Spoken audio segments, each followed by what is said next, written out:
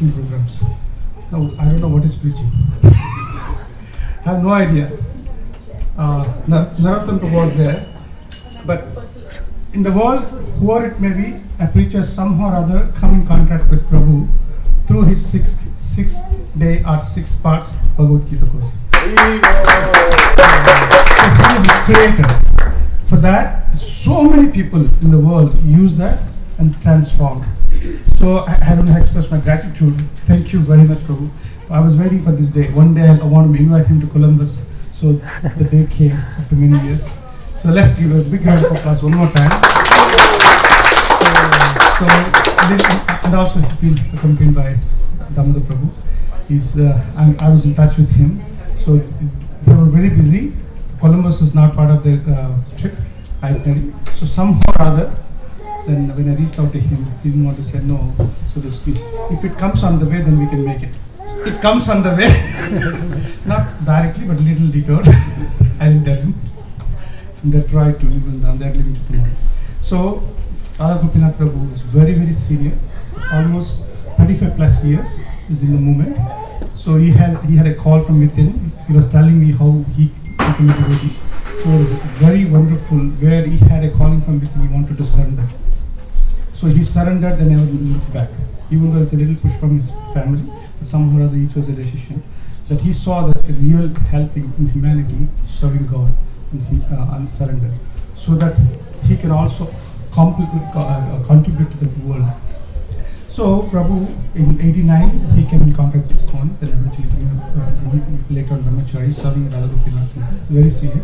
He's part of the temple management board, and then he helps the counselors who counsels the devotees. He's the counselor of the council.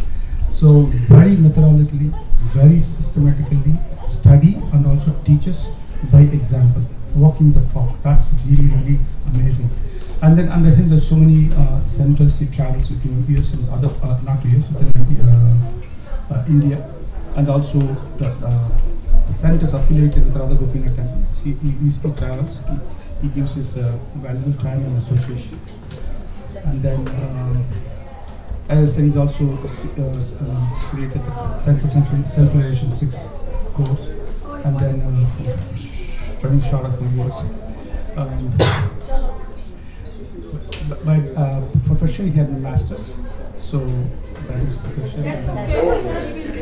Now let me talk about your responsibility. So let me talk about Damodar Prabhu. Damodar Prabhu is actually graduated from India. So he's from IIT, BTech and MTech. And then he's from North India, Punjab, somewhere. So he teaches in Bhaktivedanta Vidyapith and also DIT, right? With no Institute of Technology. Mayapur Institute of Technology. He teaches Bhakti Shastri, Bhakti Bible courses, and then he's also he lives in GEV, working with Lord Darshan Prabhu. So let's give a big round of applause. I can say a lot. You can see I'm short of. Because of gratitude, I'm not getting the words. All I can say, thank you very much, Prabhu.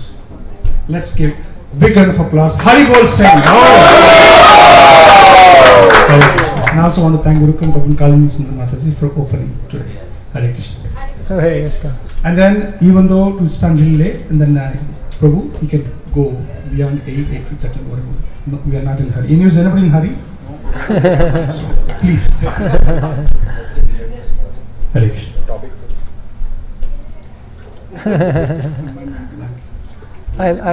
I'll speak. Please say. Forbidden activities in Krishna consciousness, that steal our bhakti. The forbidden activities are not in Krishna consciousness. It's good that I didn't say this. You knew, right? Okay, thank you. Hare Krishna.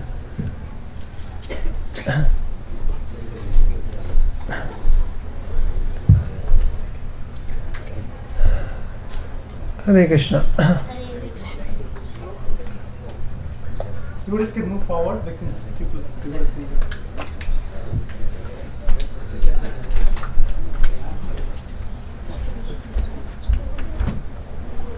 Hare Krishna. So we are very happy and we feel very honored to be here today this evening. Our gratitude to Naveen Krishna Prabhu for inviting us and giving us this opportunity. He came all the way midway, drove for around 2 hours to pick us up. Another devotee came from Detroit and we met in between, but it's a long drive for Prabhu to come and pick us up, and he's kindly hosting us at his home. I'd like to express gratitude to Mother Kalindi Sundari Devi and Rukram Prabhu for hosting us at their home, in their heart. So I want to thank all of you for coming all the way. Today is a weekday. Tomorrow again there is work. So you have taken out the time to come this evening. Really grateful to you all. So I'll speak briefly. I'll introduce the topic, a service to assist His Grace Radha Gopinath Prabhu, and Prabhuji will then elaborately explain. Then you can ask him questions also.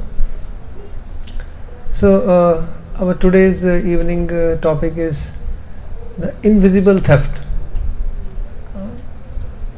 That means this is about we receive mercy in the activities of bhakti. We receive the mercy of the Lord, mercy of the devotees. But then that which nourishes our devotional service. But then that mercy may be just stolen away or drained away by certain activities, by certain attitude which are highly unfavorable to Krishna consciousness. This is described by Lord Chaitanya to Rupa Goswami. He says our growth of our devotional service is like the growth of a creeper. Bhakti Lata example is given. But then what may happen is along with Bhakti Lata there may be other weeds growing which look very similar to the main plant, and we may not be able to distinguish the weed from the main plant, and those weeds take away all the nourishment, and the main creeper remain stunted. The main creeper doesn't grow. So we will discuss briefly about those activities which are described in Chaitanya Charitamrita by Lord Chaitanya himself. So there is a verse which describes that, again this is Madhya-lila 19th chapter. Lord Chaitanya is describing to Rupa Goswami, Nishiddhachara kutinati jiva himsan labh puja pratishtha adhiyat upashaka gan. So these are weeds, these are upashaka. They steal away the nourishment which is meant to go to the Bhakti Lata. So the Prabhupada elaborates in the purport. I will be referring to that. The first is duplicitous behavior. Duplicitous behavior, kutinati. What is this duplicitous behavior? I will give one small example to understand duplicitous behavior. There was one person, he was doing very, his business was going down, and he really prayed to God that help me to overcome losses in my business, and again my business may flourish. I will sell my house and give the donation to the temple. If I do well in the business, then this house I will sell and I will buy another smaller house, and I will give the whole money to the temple. So he made that prayer, and by God's grace he started doing well in the business, and the real estate also increased. So his house was then estimated at something like 5 million. Now he had promised to God that I will sell my house and donate the money. But then he thought, this is too much of money to be donated to. Right? So what he did, he advertised, buy a home at $500, not 5 million, $500, and contact me, privately. So many people, $500, someone is selling a home. So people contacted him, and he said, when people came he called them, the prospective buyers. He said, yes, home is for 500, but I have a cat at home. You have to buy a cat also along with the home, and the cat is 5 million. So you have to, it's a combo offer. He advertised only. So you have to buy a cat also along with home. Yeah. So then someone who liked the home, they bought for 5,500,000, and he donated 500 to God, the temple, the God, because that's what was his promise. He donated $500 and kept the 5 million with him. So this is a kind of a duplicitous behavior, where we want to cheat. We want to cheat God, but actually we will be cheated. We do not know. We cannot cheat Krishna.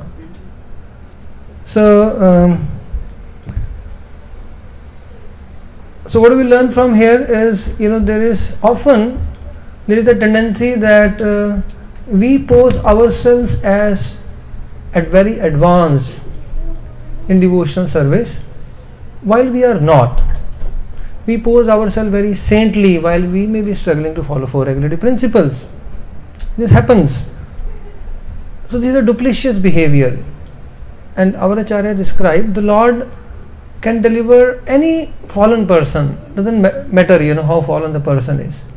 But He will not deliver one who is duplicitous. That means Lord Chaitanya is Patit Pavan, but He is not Kapat Pavan. Kapat is duplicitous behavior. Doesn't matter a person is fallen, but he admits, I am very fallen, I am struggling in devotional service. That person will be delivered. But not a person with duplicitous behavior. I'll tell another true story. There was one guru, and his disciples really advertised him. He is very renounced, very detached, and so on. So they would advertise, and they would fix his program at very rich people's house, and he would go and give a discourse, and the people would bring a big thali of prasad. They would have offered it, and a big thali of prasad, so many items like chapan bhog. He would just touch one item and honor, and then say, I am done. And people would be so impressed, what kind of renowned sadhu, renowned Mahatma is. He just take one morsel, that's it, and left all the other bhoga.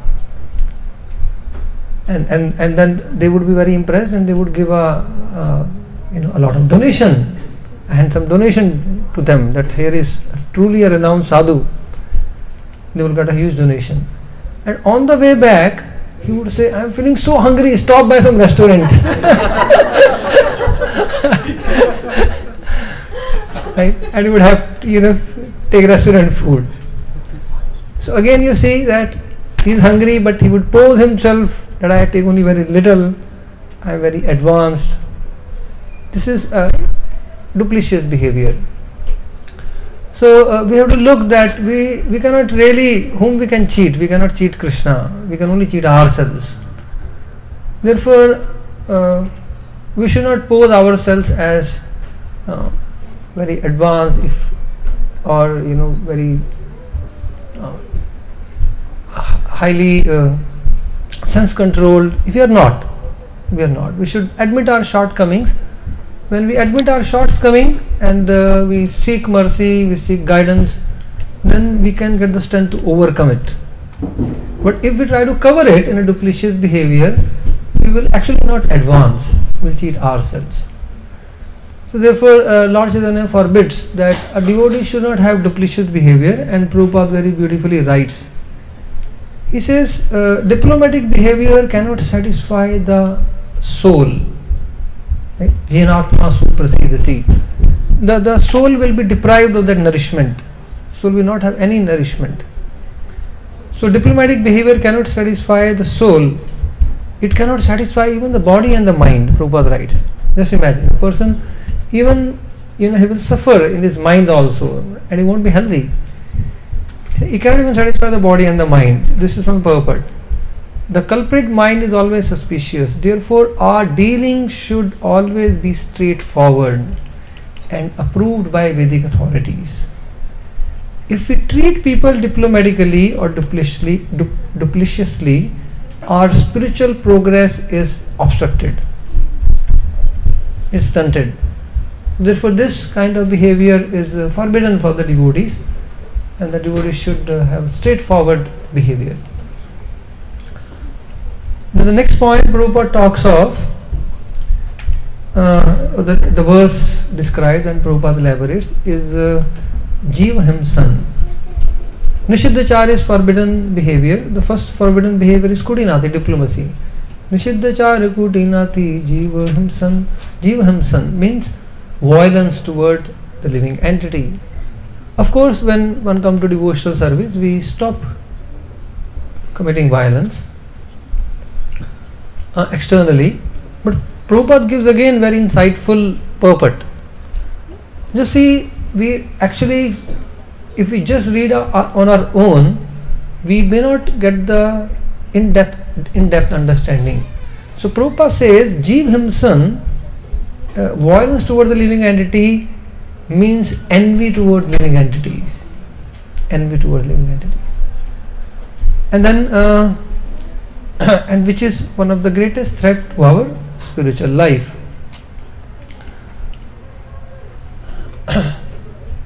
Shrimad Bhagavatam in the very beginning says, Dharma Prochit Kaitavatra Paramo Nirmatsaranam Satam. This Shrimad Bhagavatam is meant for those who are freed from envies.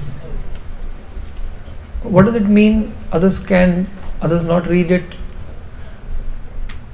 The meaning is that the true fruit of Srimad Bhagavatam will be relished when the heart is free from envy. Others can also read it, but then gradually they will be freed from this disease of envy within the heart. Nirmatsaranam Satam. So envy is actually very deep rooted within the heart. We may not realize it.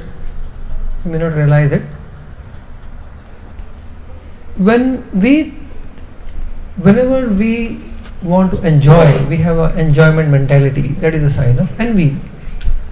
When we think we can benefit others, Bhoktaram Yagyata Tapsam Sarvalok Maheshwaram, Krishna is the enjoyer, but when we think we are the enjoyers, we are actually having envy.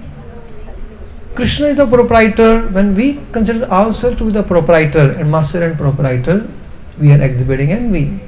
Similarly, even on the path of spiritual life, if we think we are the benefactors of others, we are going to deliver the mankind and so many other people, that also is a sign of envy, because Krishna alone is the enjoyer, he alone is the proprietor, and it is he who delivers. So this mentality is a mentality of envy. And how can we understand that there is envy in the heart? The two things. When we feel happy to see others' faults, when someone falls down, has some faults, especially those whom we don't get well, we don't get along with.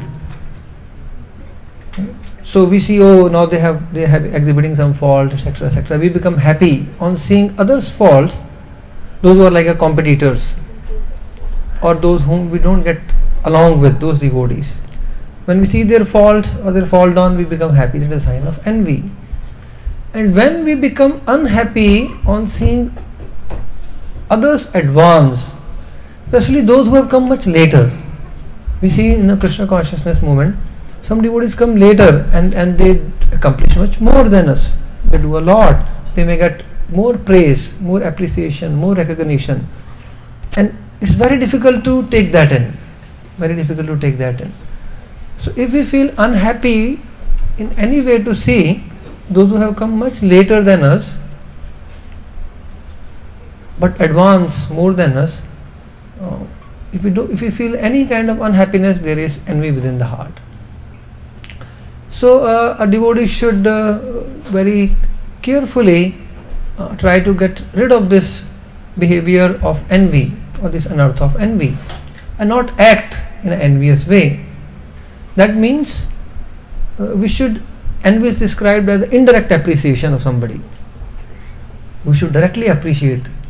Even if the person who has come later after us in Krishna consciousness, but is advancing very well, we should directly appreciate. So we should learn to overcome in our behavior. We should not exhibit any kind of envy. So I like to share two stories of one Sri Vaishnava Acharya, how a devotee can overcome envy.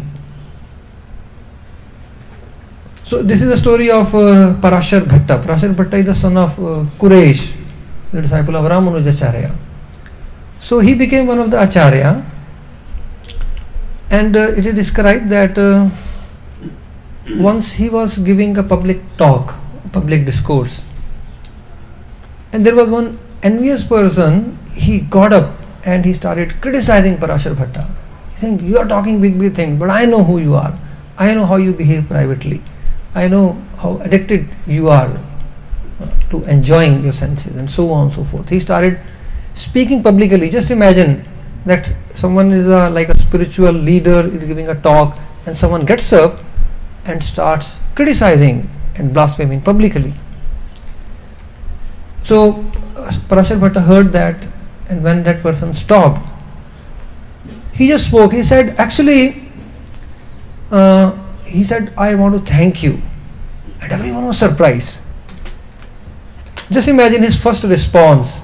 He said, "I want to thank you because I have learned from my gurus that whenever we give a spiritual talk, there should be three elements in the talk. First is glorification of the Lord. One should glorify the Lord. Then one should appreciate the devotees of the Lord. Thirdly, one should admit one's own shortcomings." So he was giving a talk and said, these three elements I have learned should be there. And I have glorified the Lord, I appreciated his devotees, but I had not admitted my shortcomings. So you have helped me complete my discourse. So what I learned from the teachings from my gurus, so that has been, you helped me, so therefore I want to thank you. Everyone was shocked that how even a person who spoke with great envy, this great soul just took it in such a positive way. He had no envy for that person, absolutely, and he accepted that. So very non-envious, very pure heart. There is another story how Parashar Bhatta, he would go before Lord Ranganath. This is Srirangam, this is the place of the Sri Vaishnava Acharyas. So he would go before Lord Ranganath, Parashar Bhatta, and he would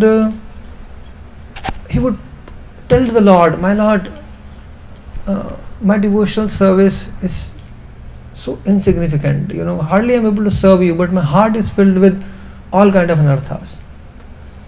I am very low, very fallen. I am in need of your mercy." So he would speak of his faults, his shortcoming before the Lord, and appeal for the Lord's mercy. That was his practice. One day he was speaking to Lord Ranganath. He was saying, "My Lord, my heart is filled with so much greed, envy towards others. I cannot genuinely appreciate your devotees. Please give your mercy to me." So he was in this way depriving himself and begging for the Lord's mercy. While he was speaking, there was another envious person. He said, "My Lord, I am very, very low, very fallen." And the person who was hiding, was an envious person, he from the side, he said, "Satyam, true." And he was speaking, "My Lord, my heart is filled with lust, greed, envy, pride, illusion." The person on the side, he said, "Satyam, this is true."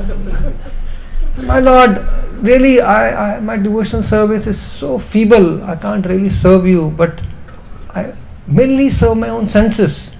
I'm just a devotee name only. And this person said Satyam. So he was, kind of speaking in this way, describing his deplorable condition, and the person was saying Satyam, Satyam. And Parashar Bhatta, again, I want to contrast here that there was one preacher who was giving a discourse, and he mentioned that actually my heart is filled with so much lust. And after the discourse, someone came to him and said, Prabhuji, I didn't know that you also have lust in the heart. I thought you are a pure devotee. He said, did you take that seriously? that was my humility. You should not take that seriously. So here Parashar Bhatta is speaking. So we may speak, but we do not take seriously, and we don't want others to take seriously also. So he is speaking, and this other person is saying Satyam. This is true, this is true. And Parashar Bhatta then spoke very feelingly to the Lord. He said, my Lord, I have been appealing to you and telling you actually I am so fallen. I am in need of your mercy. Today I have a solid witness with me. Today you must accept what I have been proposing. Right? So what I have been saying is actually true. Now that I have a witness, you please accept my appeal as true and uplift me. I am really in need of your mercy. So again you see that how what he spoke he really believed. And someone who said, yes, this is true, and he accepted that this is indeed true, and my Lord, now you accept it also. So I have a witness with me today. So my case is very strong today. So in this way, this is another example of how his heart, although the person was envious, his heart was completely free from any kind of envy towards that. So Srila Bhaktivedanta Thakur would say, we wish nothing less than highest good fortune even for our worst enemy. That was his statement. That means a devotee has no envy towards anyone else, even those who may sometimes exhibit envy towards the devotees. We wish nothing less than highest good fortune even for our worst enemy, he would say. So we see how the great sage Durvasa Muni in Srimad Bhagavatam, he glorifies Ambarish Maharaj. He wanted to kill Ambarish, and Ambarish Maharaj was the one who prayed for his protection. So therefore Durvasa Muni tells Lord, the Lord is there in front of him. He says, my Lord, today I have understood the glory of a devotee. Oho ananta dasa nam mahatmam drashtum adhyame Kritagasopi yatrajan mangalani samihase. Oh my Lord, today I have seen the true glory of your devotees. Oh Ananta Dasanam. Ananta Dasanam means the servants of the Lord. We are all servants of the Lord. Das Dasi, we get the, when we are initiated, we get that name, such and such, Das and Dasi, servant of the Lord. So Durvasa Muni is saying, this is the true glory of your servants, my Lord. What is that? Aho Ananta Dasanam Hattum Drashtum Adhyame. Today I have seen the real glory of your devotees, who are your servants. What is that? Kritagasopi yatrajan. I wanted to prosecute him. I wanted to kill him. Mangalani samihase. But he remained my well-wisher. And Prabhupada would always sign, your ever well-wisher. So I wanted to kill him, but he always remained a well-wishing friend to me, my well-wisher, your ever well-wisher. So that is the great quality of a devotee, and being non-envious. And being non-envious, we can actually make tremendous spiritual progress. So we should learn this behavior, what exactly is being non-envious, and give up any kind of envious behavior in our devotion service. So Nishiddhachara kutinati jiva himsan Labha Puja Pratishtha Adhiyat Upashakha Gan. So these are the weeds, and another important behavior which we should learn is not to find fault with others, not to see fault, not to criticize. When we see fault, then we naturally criticize, but we can stop over there only. We should learn to see the good in others. Hare Krishna. Hare Krishna. So we should learn to see the good in others and not their fault. Lord Chaitanya says, the very, very beautiful verse in Sri Chaitanya Bhagavat, he says, Ihate ye dosh dekhe tahara se dosh. One who sees the fault of other devotees, that is a greater fault. Ihate ye dosh dekhe tahara se dosh. You see a fault, that is itself a greater fault, because this age is kalo dosh nidhe rajan, full of faults. Therefore do not see the fault, just see the good quality. Neglect the fault, knowing that the faults, even if they are very obvious, they are superficial, because the power of devotional service is such that it will cleanse the person very soon. It will cleanse the person very soon. That person will become pure, but if we see the fault, we will remain impure. Therefore, Lord Chaitanya forbids us to see the fault. Consider it superficial and see the good quality. Even if the good quality is small, devotees should magnify it. So the nature of the Lord Himself and His pure devotees is that they magnify the good quality and minimize the fault, and absolutely neglect the fault and not see it, refuse to see it. And that is the nature of the Supreme Lord also. Beautiful their verse in Chaitanya Charitamrita describes, Ishvara sabhava bhaktera nalay aprad alpa seva bahu mane atma prayan prasad. What is the nature of the Supreme Lord which we are supposed to imbibe as devotee? A servant is supposed to imbibe the nature of the Master. What is the nature of our beloved Supreme Master, our beloved dear Lord? Ishvara sabhava bhaktera nalay aparad. If a devotee commits some mistake in his service, some offense, he just doesn't consider it, neglects it as very small. Alpa seva bahu mane. Again, he magnifies a small service and considers it to be very big. And in reciprocation, the Lord gives Himself to His devotees. That is His nature. So therefore, it's whatever mercy, nourishment we get from the bhakti, seeing the fault, criticizing the devotee, drains it all away. We don't realize. Just like sometimes you fill a pitcher. We have pitchers in India. In the summer season, we fill the pitcher. Sometimes the pitcher has a very small hole, and one water keeps dripping. We fill the pitcher in the evening, morning we see it's empty. There is no water in it. The whole water is drained out.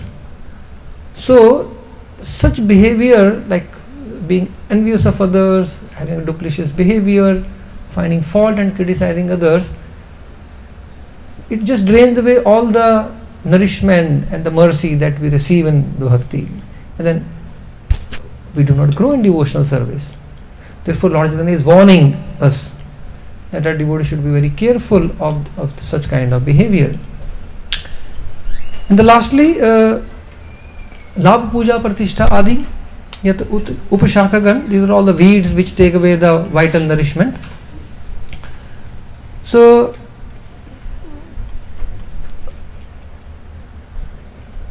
Prabhupada said, like devotees asked Prabhupada, how we shall show our love for you. And Prabhupada said, you will show your love for me by how you cooperate with each other. How we cooperate with each other. So most of the conflicts, if we analyze, are the conflicts in this world are because our ego wants name, fame, adoration, prestige. We want the credit. We want the name. We want to be known as a pioneer of something, or a great personality, and so on. So the desire for puja, la, pratishtha, adi actually leads to so many conflicts. And therefore Lord Chaitanya has given antidote, and this age is the age of quarrel.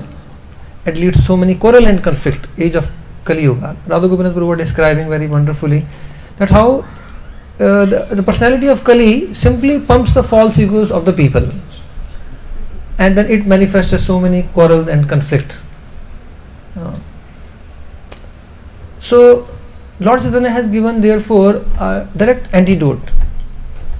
Tanadapi shuni chena taroriva sahishuna amanina manadena kirtaniya sadahari, which directly defeats, right, all the vices of Kali.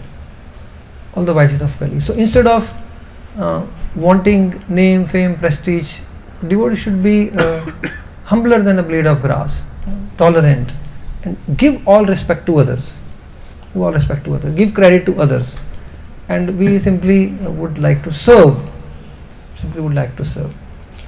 And if that is the attitude, if we really follow the teachings of Lord Chaitanya, then we can avoid all kind of conflicts. When the wind blows, then what happens? Those who have stiff egos, they're like bamboos. Bamboo has a stiff ego. The bamboo clash among each other, and there are sparks, and the whole forest is on fire. That's how the forest catches fire. So when there are wind of difficult times, when they blow, some challenges comes, then the false ego clashes, and there are sparks, and there is a forest fire. And that's how the community of devotee may be, destroyed by the clash of egos. But when there is a strong wind, the blade of grass simply bends down, and there is no clash. It simply bends down, and again it rises up when the storm goes away.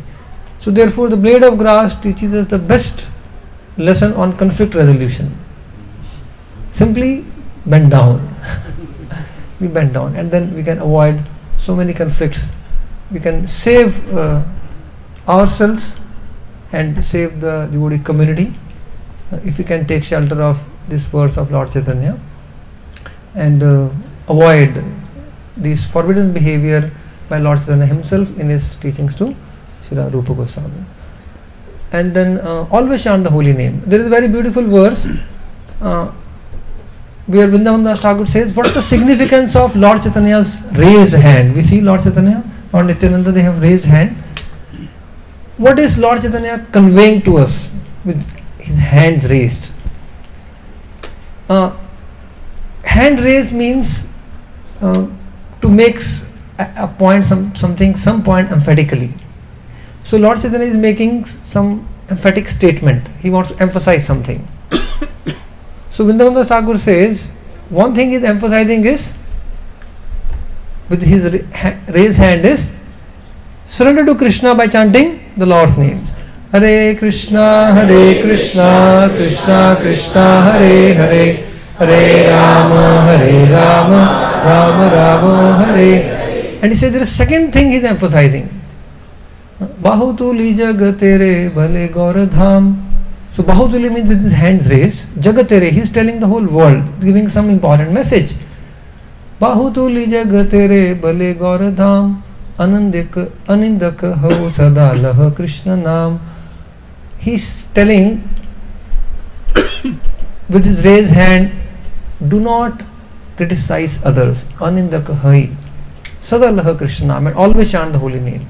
Raise your consciousness above the fault finding mentality, above this kind of forbidden behavior, and take shelter of the holy name of the Lord, and then I will deliver you very soon. You will attain the feeling of loving devotion service for Krishna, the perfection of life, very soon. So therefore two things, simple, we have to chant the Lord's name, but also with hand raised, Lord Chaitanya is saying, raise your consciousness above this kind of behavior, to see fault, to have a duplicitous behavior, to criticize, to be envious, to be desiring name, fame, profit, adoration. All these things are not desirable. They pollute our consciousness. So with hand raised, he is saying, raise your consciousness above all this kalimal, the dirt which pollute our consciousness, and chant the Lord's name, and then I will deliver you very soon. Hare Krishna, Krishna Krishna, Hare Hare, Hare Rama, Rama Rama, Hare Hare. Hare Krishna. So I now request His Grace Radha Gopinath Prabhu to further elaborate. Hare Krishna.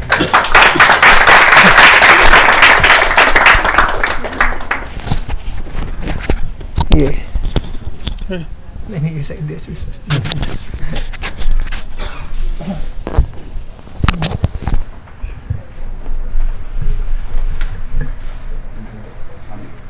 ओम अज्ञानतिमिरान्धस्य ज्ञानाञ्जनशलाकया चक्षुरुन्मीलितं येन तस्मै श्रीगुरवे नमः।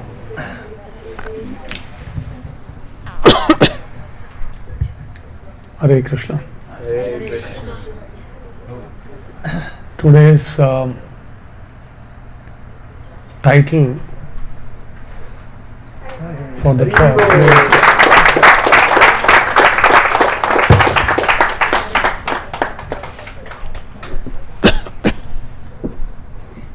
Today's title for the talk is The Invisible Theft.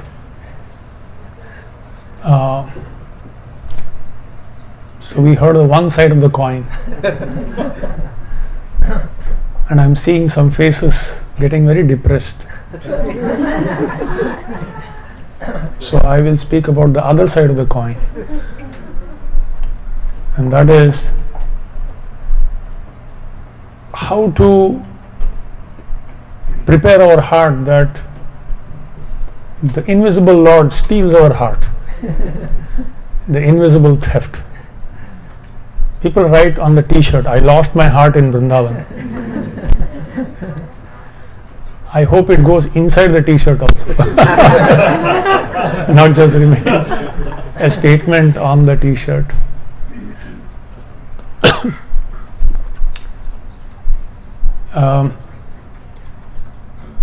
There are two statements for Sharanagati. The goal of life is to actually surrender to Krishna. But anukulyasya sankalpo, pratikulyasya varjanam. So this, what was so beautifully described by Damodar Prabhu, is about pratikulyasya varjanam. How we should carefully avoid things that pull us down. And but for that there is anukulyasya sankalpo. We should, great determination, make an effort to see that the elevation happens. Prabhupada, right? Elevation in Krishna consciousness. You know, because the more you elevate, it's like once when I was on a flight, then I saw as we were landing near New York, so-called WTC, which is huge, towering above every other building. From the flight it looks very tiny. Similarly, when we elevate our consciousness, even the biggest overwhelming problems become so insignificant. You know, we see it in its proper perspective, from a larger perspective, from Krishna's perspective. Krishna consciousness to means to see from Krishna's point of view. So insignificant actually. But the nature of the mind is to blow it up also. Manayeva manushyanam karanam bandha moksha. So,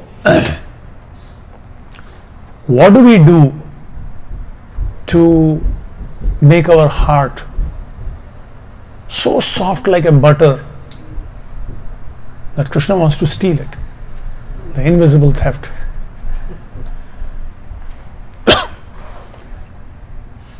I remember one time, the first time in Radha Gopinath Mandir, we started the Bhakti Shastri course and we got registered as a center to conduct the courses. And all the first group of batch of devotees were all sitting there ready to write the exam. The first exam of our center. So this Gauranga Prabhu called His Holiness Radhanath Swami Maharaj, who happened to be there that day. Said, Maharaj, we are having this Bhakti Shastri devotees who are about to write the exam, so you can speak a few encouraging words for them. And Maharaj came and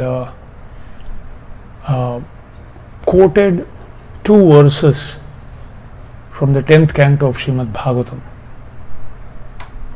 And these verses are spoken by Balaramji when he walks into Naimisharanya and sees Romaharshana Sutta, the father of Ugrashava Sutta Goswami, who actually spoke the Bhagavatam to the sages of Naimisharanya.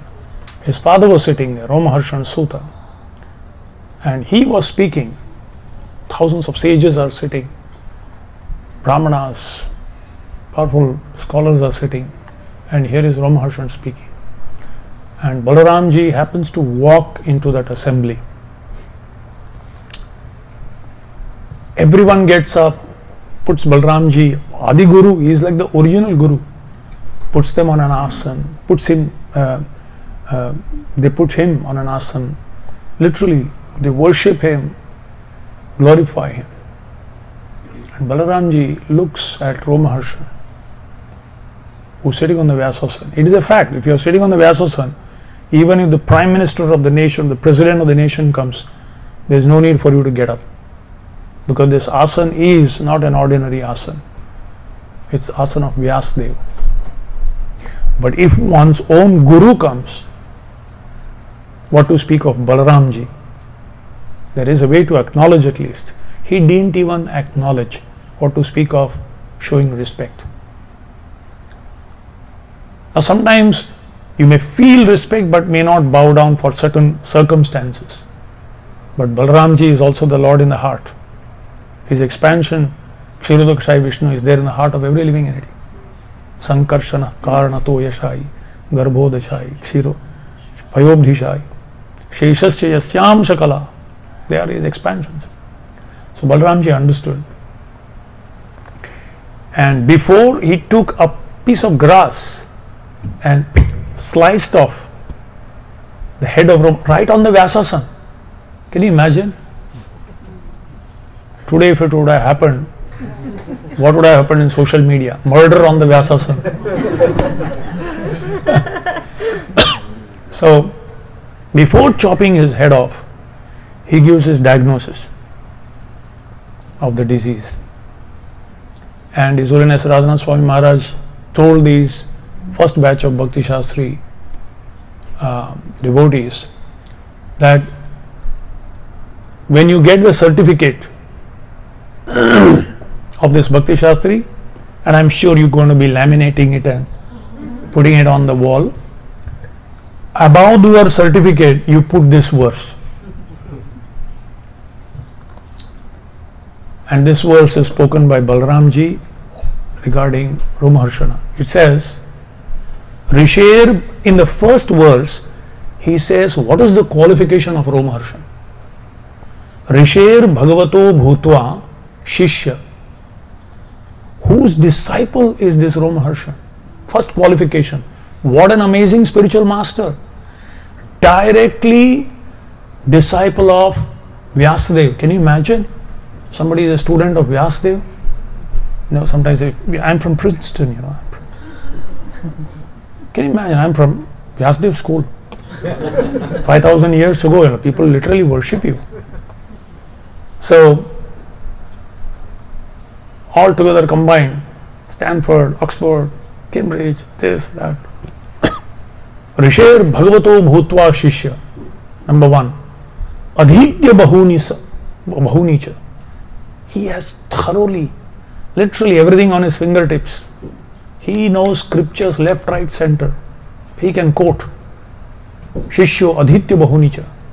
Sa Itihasa, Puranani, Dharmashastrani. He knows all the history, Puranas and Dharmashastra, how to behave. Everything he knows. And in the next verse he says, but what is the diagnosis? These are the plus points. But what is lacking? Adantasya, avinitasya, vritha panditamanina, na gunaya bhavanti sma, natasya iva ajitatmana. He says, adantasya. He has not been able to control his mind. Avinitasya. He is not humble. When Nimai Pandit is told by his disciples that big Keshav Kashmiri is coming, he is challenged, all the scholars of Navadvip have run away. Lord Chaitanya says, Phalavanta vrikshayar gunavanta jan, namrata se swabhava anukshan. Phalavanta vriksha or gunavanta jan, namrata se tahara swabhava anukshan. Phalavanta vriksha, a tree laden with fruits, and a person decorated with glorious qualities, their nature is to bend down. So, adantasya, avinitasya, he is not even humble. Vritha panditamanina. Vainly he thinks himself to be highly educated, highly literate, highly scholarly, highly knowledgeable. Vritha panditamanina. Na gunaya bhavanti sma. He hasn't got some good qualities. And therefore, his sitting on the Vyasasana speaking, natasya iva. Nata is a dramatist. Sometimes somebody becomes Prahlad Maharaj. Little children become Prahlad Maharaj. Nothing Chaturdashi day. And they say, so beautiful verses, everything is wow. And then they go out and the prasadam is not there, they start crying. So it's one thing to say something, and another thing to live by that. Of course, all glories, at least they are chanting. I didn't chant even that. It took me 27 years to learn first verse of Bhagavatam. So natasya iva, ajita atmanaha, they have not controlled their senses, they have not controlled their mind. Basically, they are not decorated with good qualities. These qualities, wherever you hear a glorification of devotee, wherever, in Gita, Bhagavatam, rarely is the devotee described, he was so tall, his nose was so much like this, ears. Yeah, it is a fact. Some Mahapurusha Lakshana, there are so many qualities of Mahapurushas. But Vyasdev wasn't so good to look at. Rarely they describe a devotee is judged by his physical bodily features. Always a devotee is generally glorified by the qualities. Amanitvam, adambitvam, ahimsa, kshantirarjavam, adveshta surabhutanam, maitraha, karuna evacha, is non-envious. Maitraha, very friendly towards all living entities. Karuna, very compassionate. Nirmamo, nirahankara, not possessive, not at all egoistic. So there are so many descriptions. And in the Bhagavatam, Kapil Muni glorifies to Devahuti. And so many wonderful qualities. Titikshava, Karunika, Surada Sarvadehinam. Titikshava, very tolerant. Karunika, compassionate. Surada Sarvadehinam, well-wishing friend of everyone. Ajata Shatrava, he has no enemies. The others may consider him enemy. He has no enemies. So, and 26 qualities of Vaishnava described in the Chaitanya Charitamrita. Kavi, Daksha, Mauni. So like that, wherever devotees are described, it's by the qualities. I remember one time, I quote this very often, this is my very favorite incident of my life. So one time, Rukmini Mataji had come to our temple along with her husband many years ago, and we have a very unique Vyasasan, big Vyasasan where 5-6 people can sit. So both of them were sitting, and Radhanath Swami Maharaj had asked them to speak about their interaction with Prabhupada, share their interaction with Prabhupada. So Mataji began and she was singing Jai Radha Madhav, very sweet. And I was looking at her. I was sitting almost like this, very close. And I was looking at her. And I was thinking, wow, she's looking so beautiful. Which she was. What can I do? And suddenly I said, Arey, I'm sitting in front of Radha Gopinath in the temple, looking at a woman on the Vyasasana, and rather than hearing, I'm looking and thinking she's very beautiful. Krishna, Krishna, Krishna, offense. Then I looked down. I said, I'll throughout the lecture I will look at the floor. I'll not raise my eyes. This is to repent for the offense I did. And rather than hearing, I am looking at her beauty. Somehow at childhood I had this nature. When I look at an old person, I was thinking how this person must have looked when they were young. And when I was looking at a young child, I was thinking, when he becomes old, how will he look? I don't know whether others also do.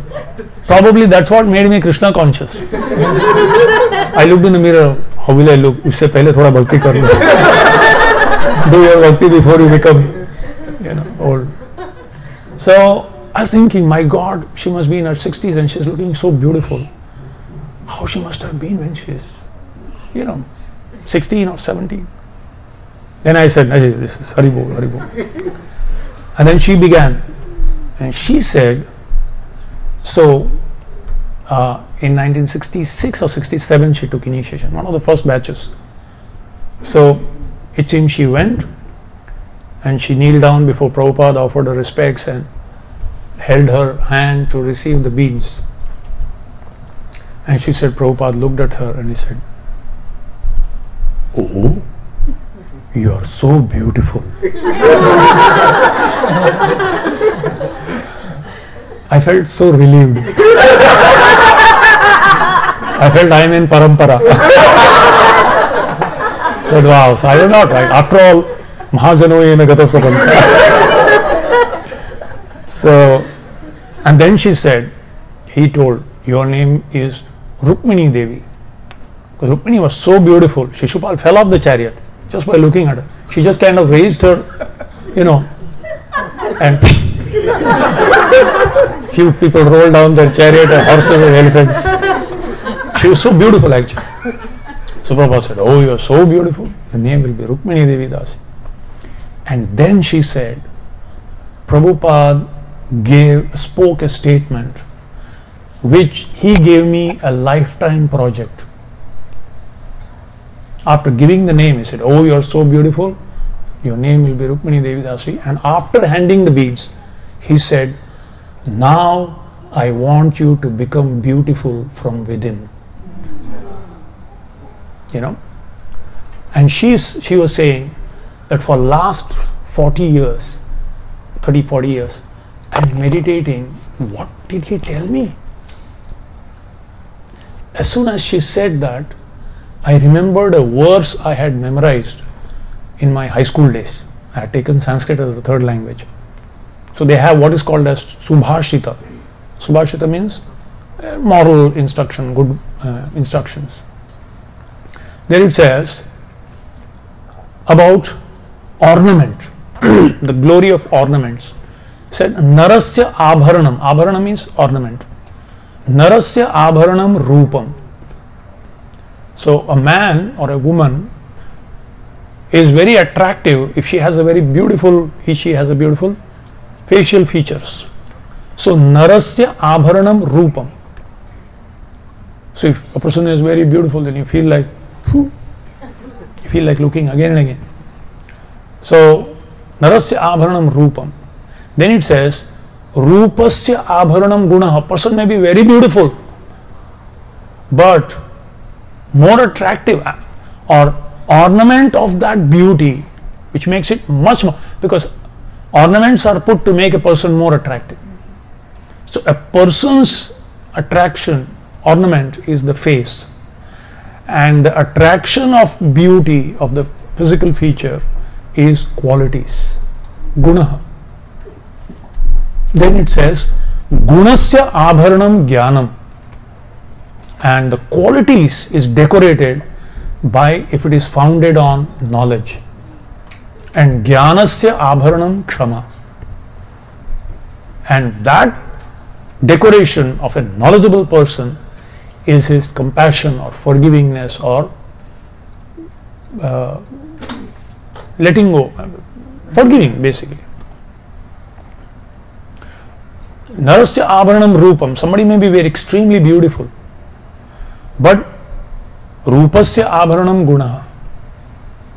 It is described in the Ramayana that Kaikeyi was extremely beautiful. She was so beautiful that after her marriage to Dashrath, Dashrath Maharaj rarely would go to Kaushalya or Sumitra. There were cobwebs in the palace of Kaushalya and Sumitra, because he was always be in the palace of Kaikeyi. Kaikeyi was extremely beautiful.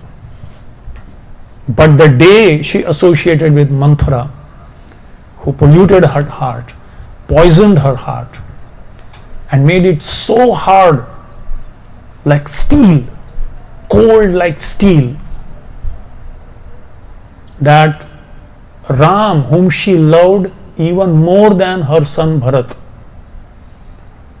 she was absolutely heartless in sending him to the forest. Others were crying, lamenting. She had no effect. It had no effect. Dashrath said, "You will become a widow. I am going to die. My life is Ram. If he goes, I am finished. Please." He begged her, chastised her, did whatever possible. She was unmoved like a rock. And it is described, nowhere in the Ramayana it says that she became ugly. But anyone who saw Kaikeyi from that day would immediately look away and go and take bath in a river with their clothes on. She, I have been contaminated. I have been polluted by looking at this face of this lady. So rupasya abharanam guna, person may be very beautiful. That is attractive for some time, but you are attracted for a long time when a person is decorated with wonderful qualities. Rupasya abharanam guna. Gunasya abharanam jnanam. The beauty of qualities is if those qualities are founded on knowledge. For example, Arjun showed a glorious quality of compassion on the battlefield of Kurukshetra. Oh no, these are my own people, they are respectable seniors, I'm not going to kill, I'm going to just leave the battlefield, I would rather beg and leave than to fight with them. He was showing compassion. But Krishna called it impotence. Why? Because this is not based on truth, solid knowledge. Those qualities, even Kamsa showed wonderful quality. Oh, my sister is going to her in-laws' house, I will personally drive the chariot. And everyone had tears in his eyes. Wow, brother means like Kamsa you should be. They were telling the children, learn from Kamsa, okay? Be like a good brother. And in one instance, he showed his real color. As soon as his sense gratification was disturbed. So, it should be based on knowledge, solid foundation of knowledge. Narasya gurupasya abharanam gunaha, gunasya abharanam jnanam, and jnanasya abharanam kshama. Mere knowledge. They are like Mayavadis. They also have knowledge of Brahman, but their heart is very hard-hearted. Tarkika Shrigala Sange Bhyu Bhyu Kori Ebe Sei Mukhe Sada Boli Krishna Hari. Sarvabhauma Bhattacharya was a scholar, super scholar. He knew all the scriptures. But his heart was so dry because it was not beautified and softened by pure devotion to the Supreme Lord. So the becoming beautiful from within. So beautiful that Krishna becomes attracted to the heart. Krishna is all attractive. He is Madan Mohan. Even Cupid is attracted to him. But Krishna is attracted to Madan Mohan Mohini, Srimati Radharani. Why? She is the internal potency. She is the predominating deity of devotion to Krishna. A heart which is filled with devotion to Krishna becomes so beautiful. Imagine Shabri. It's described in the Ramayana, her hair was white like snowflakes, like something that color, and she was shivering like banana tree in a storm. But she was like, this is what, like, she was so old, and her skin was completely kind of wrinkled. But she attracted Lord Ram to come all the way. Her devotion attracted. Ram was sold out, by her devotion. So really what attracts the invisible theft is actually devotion. And whatever is necessary to acquire that. See, books, we are talking about Bhakti Shastri, coming back to why this shloka was quoted. Our philosophy, it's a fact. There is no other philosophy as glorious as the Achintya Bheda Abheda Tattva propounded by Lord Chaitanya Mahaprabhu. It's a fact. That was spoken by Krishna. It's nothing new. Krishna spoke it in the 9th chapter, 4th and 5th verse. Maya tatamidam sarvam jagadavyaktamurtina mastani sarvabhutani nachaham tesho avastitah nachamastani bhutani pashyami yogameshwaram. What did you say? Krishna, did I hear it right? Imagine if I were to tell you, my dear devotees, this whole room, this whole house is me. I am in the house. The house is within me, but I am outside the house. This is exactly what Krishna is telling. I am repeating translated in a purport where we can relate. If I were to tell you seriously, with straight face, my dear devotees, whole house is me. I am inside the house. The house is inside me, but I am outside the house. You will say, Prabhuji, whom did you bring for lecture? Taking to the mental hospital before making him sit on the Vyasas. But Krishna is saying this. I am this creation, I am in the creation, I am outside the creation, I am not in this creation. Achintya Bheda Abheda, this whole creation, and he proved it. I can't. He proved it. When he showed his universal form, he showed how he is the universe. Andantarastha Paramanu Chayantarastha. To his mother, he showed the whole cosmic manifestation within his mouth, including himself and Mother Yashoda were inside his mouth. And this was not some special effect. He showed to Akrura, that while I am here, actually I am giving you the show of Golok Vrindavan. And this Vrindavan is not different from that. Every statement he proved, he demonstrated it. So there is no doubt that Lord Chaitanya's philosophy is the highest. So this is called as Siddhanta, the head knowledge. But for the head knowledge, simply head knowledge, what Romaharshan Sutta was demonstrating is useless without Sat Achar. Sad Achar means realize knowledge in the heart. When the knowledge sinks to the heart and it's applied in our thoughts, words and action, that is called Sadachar. That is the qualities. A quality in alignment with our conclusive philosophy. That is a pure devotee. Srila Prabhupada was, that's why he is called Book Bhagavat and a person Bhagavat. There are two Bhagavat. There is a Book Bhagavat and there is a person Bhagavat who is personification. Just by seeing him, his thoughts, his words, his actions, his interactions, his dealings, one can, no need to study the Bhagavatam, you know the essence of the Bhagavatam simply by seeing the life of such a person. So, the distance is very less from the head to the heart, especially if you are short-necked, unlike me. Somebody told me your neck is like a little giraffe. After that I increased the collar just to give a special effect. But still, distance is quite short. But then it may take lifetimes to bring it from here to here. For Siddhanta to become Sad Achar, it takes years of sadhana.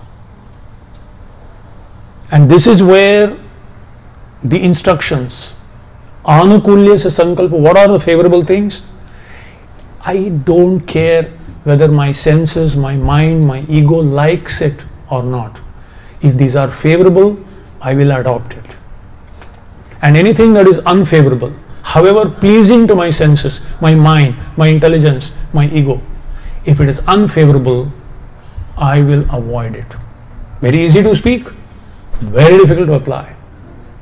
But if we can do that, we are showing to Krishna that I love you and I am ready to do anything to please you, Krishna. With such a determination, such a heart, Krishna cannot but steal it. He has to, he just can't resist himself. The gopis would make butter, Krishna would steal it. Yashoda would, sometimes he was caught. The gopis would come and complain. Krishna, Yashoda, that's impossible, I don't believe he stole. Yeah, we got him. He said, why would, and then Yashoda would say, all right, today I am going to punish him. Please, please don't punish. Then they would ask, oh, then why do you come and complain? He said, Yashoda, we just need an excuse to come and see him and speak about him, that's all. We don't care whether he steals whatever, he has stolen our heart, including our butter. Because the butter that they churned was churned, the purpose of churning their butter was simply Krishna steals. To hell with the butter if the butter thief doesn't steal it. For them the butter was exclusively meant for Krishna. So when our thoughts, words and actions are simply to please Krishna, Krishna cannot but, he is sold out and is to that's such a heart, and he will steal it.